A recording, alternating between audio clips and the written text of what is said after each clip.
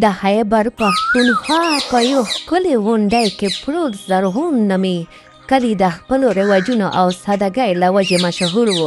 په دې کلي کې زویه له خپل مېړه ارسلان سره په یو وړه خو خوشحاله کور کې اوسېدله. زویه یوه ډېره ساده پښتنه وه. د هغې نړۍ یوازې د کور دیوالونه، د پخلنځي لوګي او د خپل مېړه خدمت و. هغې ته له ټکنالوژي سره هېڅ تعلق نه لرو. یو زوړ بټن لرونکی موبایل ورسره و، یوازې به یې کال پرې کوو. ارسلان په نږدې ښار کې په یو دفتر کې مزدوري کوله. هغه له زویه سره ډېره مینه لرله او کله به یې ورته ویل: زویا، ته دومره ساده یې چې زه ویرېږم د چلاقه نړۍ به تا ونه پېژني. زویه په خندا ځواب ورکو: ارسلان، زه نړۍ څه کوم؟ زما لپاره ستا خوشحالي بسته. د واده درېیمه سلګیره وه. ارسلان په خپلو ګټلو پیسو زویه ته یو قیمتي سمارټ فون په تحفه کې ورکړو. زویه په اول کې ویرېده او بیا یې وویل: ارسلان، دا زه څنګه وچلوم؟ زه خو یې په ټچ هم نه پوهېږم. ارسلان په مینه ورته فیسبوک او وټساپ وښودل. هغه ته څه پته وه چې هغه د خپل بخت د کور بنسونه په خپلو لاسونو نړوي. په شروع کې زویه یوازې خپلو خویندو ته پیغامونه لیږل او په یوټیوب کې به یې د ډوډۍ پخولو طریقې کتلې. خو یوه ورځ د هغې یوې ملګرې ورته په موبایل کې ټیک ټاک انسټال کړو او ورته ویل: زویه وګوره نړۍ چېرته رسېدلې ده، ته هم ویډیوګانې ګوره، ډېر خوند کوي. زویه چې کله ټیک ټاک کتل شروع کړل نو په اول کې ورته عجیبه ښکاره شو، خو ورو ورو د نورو خلکو رنګین ژوند، قیمتي کالي او میک اپ د هغې سترګې برېښنا کړې. هغې ته خپل ژوند نیمګړی ښکاره شو. هغې خپله لومړی ویډیو په یوه ساده پړونو کې جوړه کړه. کله چې پرې څو لایکونه او کمنټونه راغلل نو د زویه په زړه کې د شهرت لیونتوب پیدا شو. وخت تېرېدو اوس د زویه ډېر وخت په پخلنځي کې نه بلکې د موبایل په سکرین تېرېدو. د کور کارونه پاتې کېدل د ارسلان لپاره ډوډۍ په وخت نه وه. ارسلان محسوسه کړه چې زویه بدله شوې ده. هغه ورته په نره پښتو ویل: زویا، د موبایل د ضرورت لپاره دی، دا په خپل ژوند مه مسلط کوه. خو زویه به په خندا خبره تېروله. ارسلان، ته زړه خیالات لرې، بس لږ ساعت تېروم. اوس زویه یوازې ویډیوګانې نه جوړولې بلکې لایو به هم راتلله. په لایو کې به خلکو ورته ګفټونه لیږل او د هغې د ښایست صفتونه به یې کول. د هغې صفتونه د زویه دماغ خراب کړل.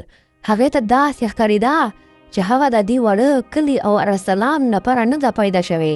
یوه شپه ارسلان له کاره ستړی کور ته راغی. ویې کتل چې زویه د خونې دروازه بنده کړې او له ناپېژندو سړیو سره په لایو کې داسې خبرې کوي چې یوې پښتنې ته بیخي نه وي په کار. د ارسلان وینه په جوش راغله. دروازه یې ووهله او له زویه یې موبایل وشوکاوه. دا څه بېحیي ده زویا، دا ته له چا سره خبرې کوې؟ ارسلان په غوسه چغه کړه. زویه په لومړی ځل د ارسلان په وړاندې سترګې سرې کړې. دا زما مینوال دي، دوی زما قدر کوي. ته ما ته سره کړي یو وړوکی کور او د غریبۍ ژوند. ګل کوه خلک واته په لکونو ګفټونه رالیږي. ارسلان ډېره هڅه وکړه چې هغه سمه کړي. موبایل یې ورته مات کړ او په کور کې یې بنده کړه. خو په زویه د شهرت او پیسو پیری ناست و. هغې په پټه بل موبایل واخیستو. اوس به یې ویډیوګانې نورې هم بېحیا شوې تر څو ډېر یوز کتونکي پیدا کړي. هغه به په نیمه شپه لایو راتلله. نامناسب کالي به یې اغوستل او فحش خبرې به یې کولې. هغه اوس په ټیک ټاک کې په ګټلو پیسو هوټلونو ته تله او نوي دوستان یې جوړ کړل. د ارسلان عزت یې په بازار کې نیلام کړو.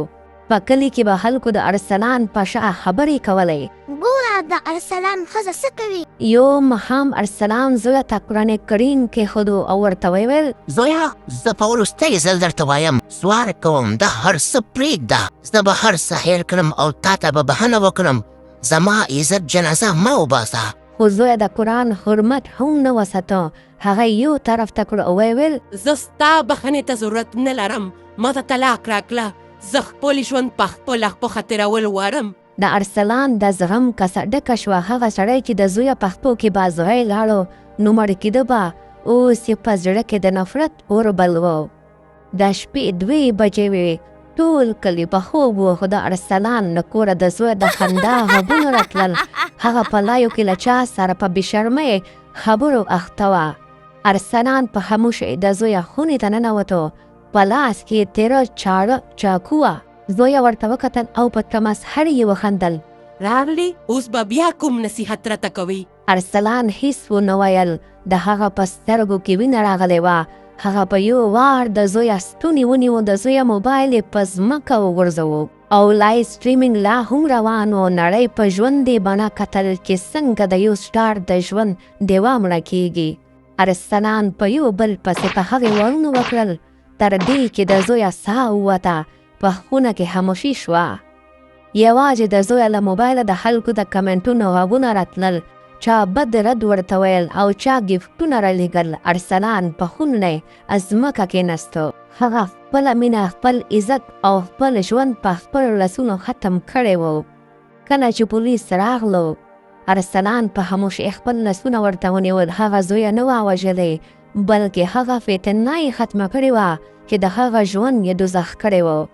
دا کیسه موږ ته یادونه کوي چې د سوشل میډیا ځل بل اکثر انسانان له خپلو خلکو لرې کوي او اخلاق ته هېروي. د حد نه زیاته ازادي او د ازادانه شهرت شوق تل د عبرت لامل ګرځي.